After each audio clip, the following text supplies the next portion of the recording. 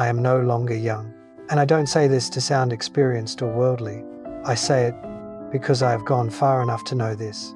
There are truths that the earlier you hear them, the less regret they leave behind. I used to believe that life should be gentle, with fewer collisions, fewer complications, less pain.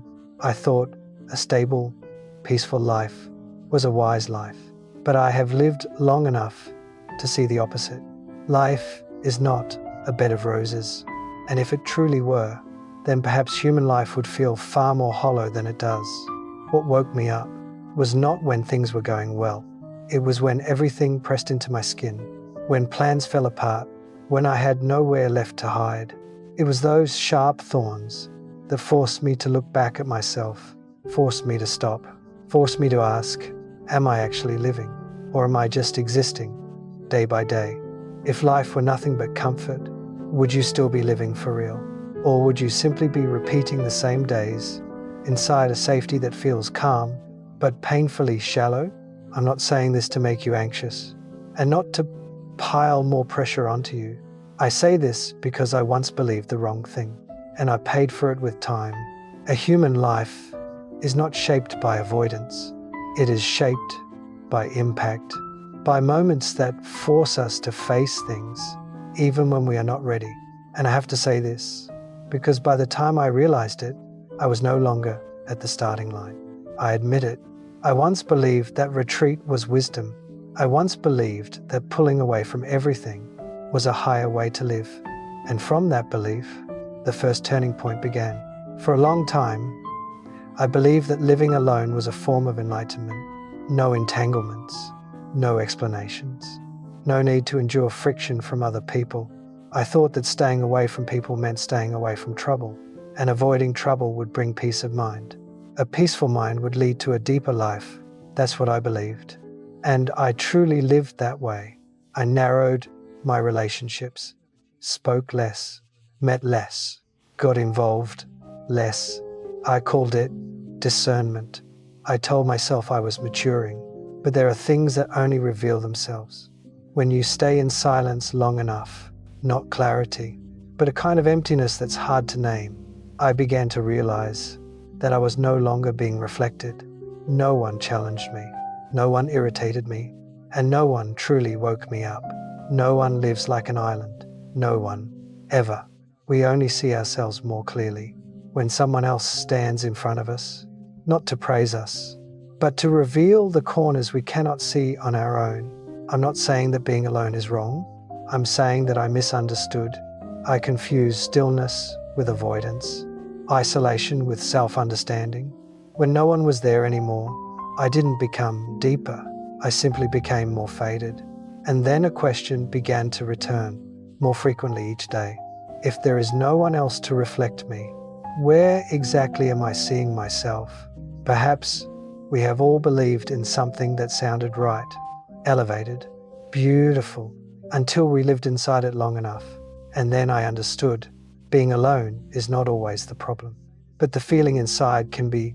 That fragile difference led me into another experience. No longer a choice, but a state. There is one thing I need to make clear, because for a long time I misunderstood it. Being alone is not the same as being lonely. Being alone is a circumstance. Loneliness is a state of mind. I didn't understand this through books. I understood it through a very real stretch of time in New York, with millions of people passing by every day, streets that never sleep. And the loneliest 3 months of my life, I wasn't lacking people around me. I was lacking a sense of connection.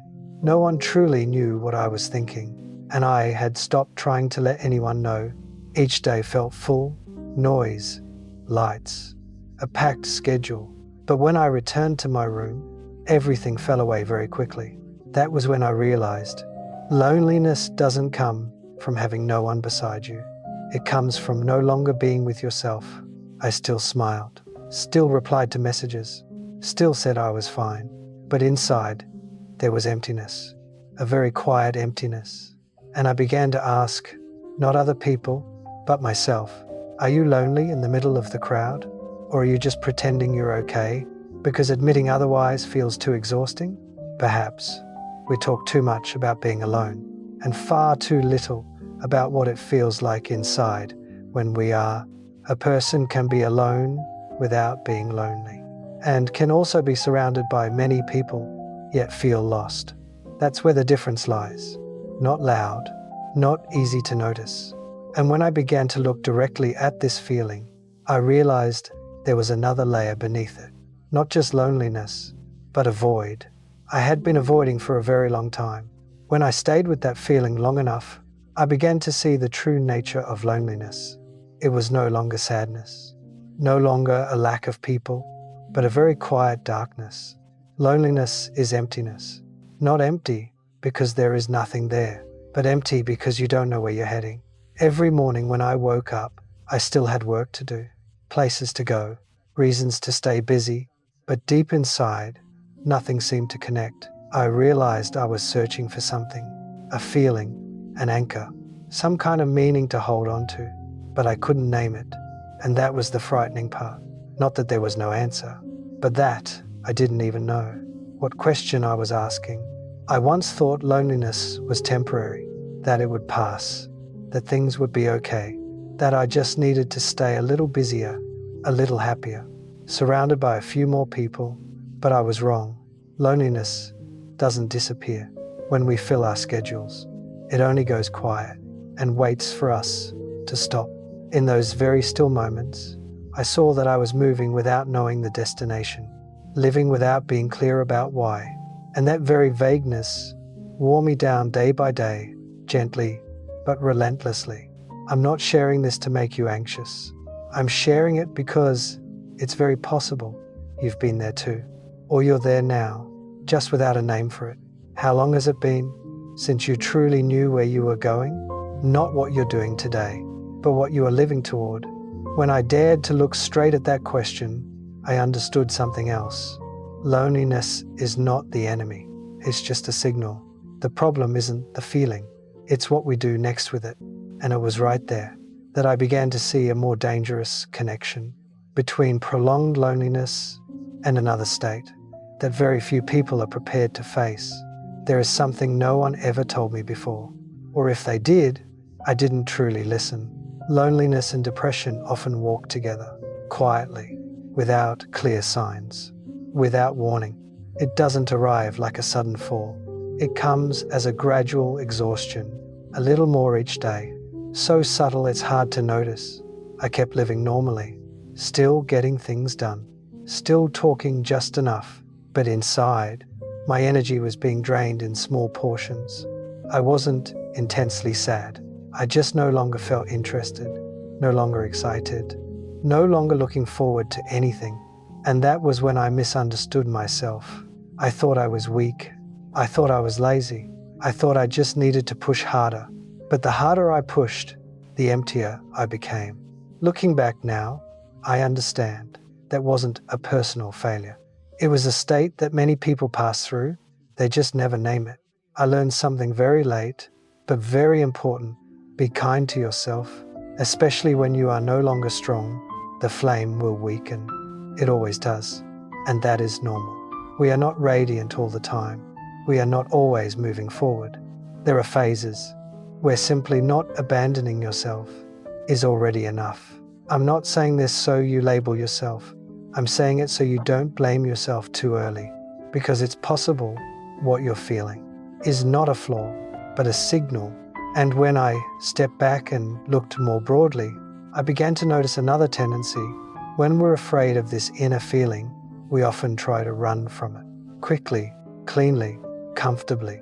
And from there, another form of avoidance begins to take shape. When that feeling dragged on, my first instinct wasn't to face it. It was to find a way around it. I looked for exits that seemed reasonable, staying busier, learning more, reading books about living well, listening to advice that sounded smooth and convincing. I didn't escape in a loud way. I escaped very politely, very intelligently. But slowly, I began to realize I was using life hacks to avoid the truth. I convinced myself that if I just applied the right formula, everything would be fine. No, Life doesn't need tricks.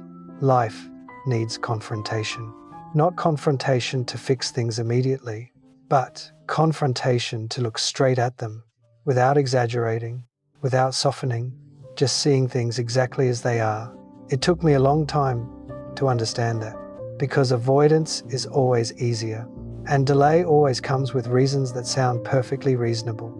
I'll deal with it when I feel better, when I have more time, when I'm less tired, when things are clearer. But the truth is, they rarely become clear on their own. The more you avoid it, the more the feeling inside quietly grows. It doesn't scream, it just presses down. I'm not telling you that you have to do something right now. I just want you to pause for a moment and ask yourself, honestly, what are you avoiding? Not out there, but inside. And how long do you plan to avoid it? When will it be enough? When your body starts to speak up? Or when time itself runs out of patience? I didn't begin to change because I became braver. I began to change because I understood something very simple. Not facing it today is just moving the cost to tomorrow. And when I looked a little wider, I realized there is something else that doesn't wait for our decision. Whether we face things or not, whether we are ready or not, time keeps moving. And it never stops to wait for anyone. There was a moment when I began to feel very clearly something I had always taken lightly before: time. Not through a clock, not through a calendar, but through the feeling that I had already come quite far. Like standing on a ship far out at sea for a long time, and suddenly seeing land ahead, no longer vague, no longer infinite. Every voyage eventually comes to an end, no matter how much we want to believe otherwise.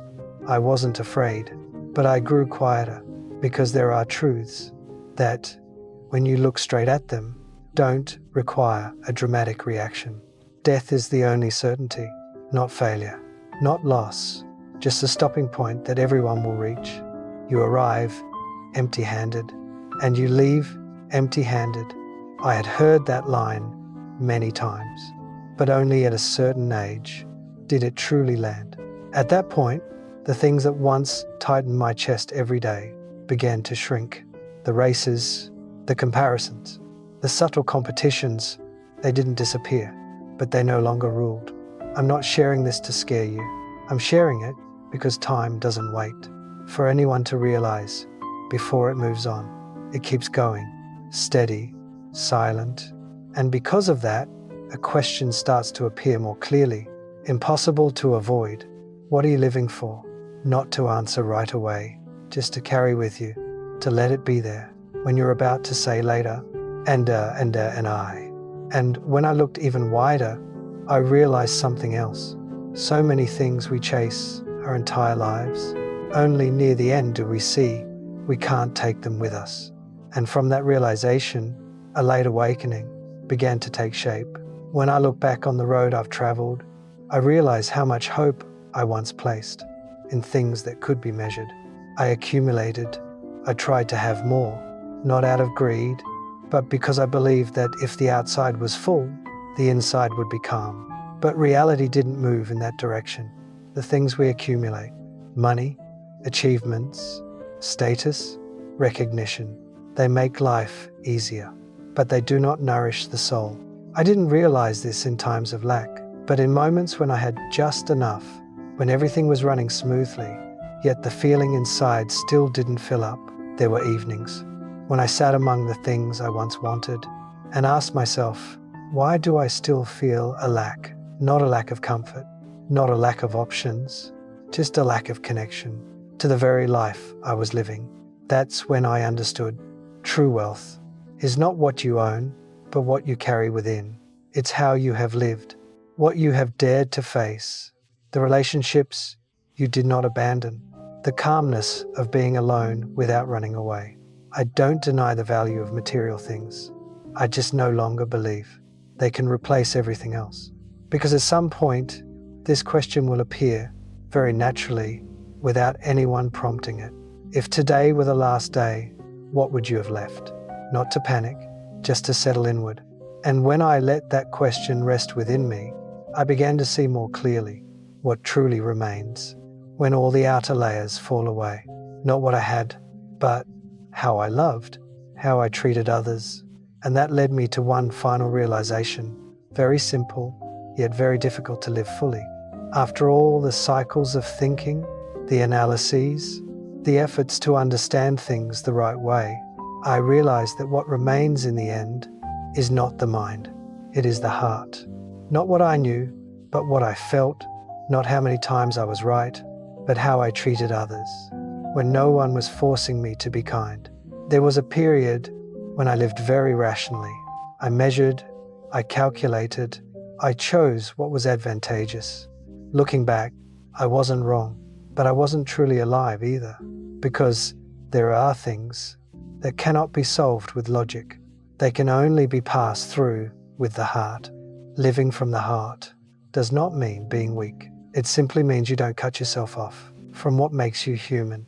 Treat others the way you want to be treated, not because they deserve it, but because that is how you choose to live. I learned this not from success, but from moments of harm. Words spoken too quickly, silences that lasted too long, relationships I thought were fine, but left behind very deep emptiness. In the end, when all the defenses fall away, when there is nothing left to prove, when there is no one left to compete with, in the end, it is always love, not the romantic kind, but presence, kindness, the ability to stay, even when things are not perfect. And when I step back and look at this story more broadly, I see one thing very clearly. Knowing this is one thing, being able to live it is another, because there is something that always stands in front of us, not giving us much time to practice. At this point, I have nothing new left to say about myself, because this story, if you've listened long enough, has already begun to touch you. There is an unavoidable truth. Time does not wait for you to be ready. It doesn't care whether you've understood or not. It simply moves. Life is the same. It doesn't give you a rehearsal, no draft, no second take once a chapter has passed. Here is the paradox. We often wait for things to become clearer before we dare to live honestly. But the longer we wait, the less time we have left to live that way. I once believed I had plenty of time to fix things, plenty of days to make up for, plenty of opportunities ahead. But then I realized what is lost is not opportunity. It is the sense of presence in the moments that have already passed. Now, I'm not asking you to change something grand. I'm asking just one question, very directly. When will you live honestly? On some more convenient day? Or when it's already too late to choose differently? Happiness does not come from avoidance. It doesn't come from putting off discomfort for just a little longer. It comes from daring to stay with your own life, even when it isn't perfect, even when you're not certain. You don't have to do everything today, but you do have to begin with a real choice. Not later, not after waiting longer, because none of us knows how much time we have left to live in alignment with what we already understand. This is not advice, just a reminder.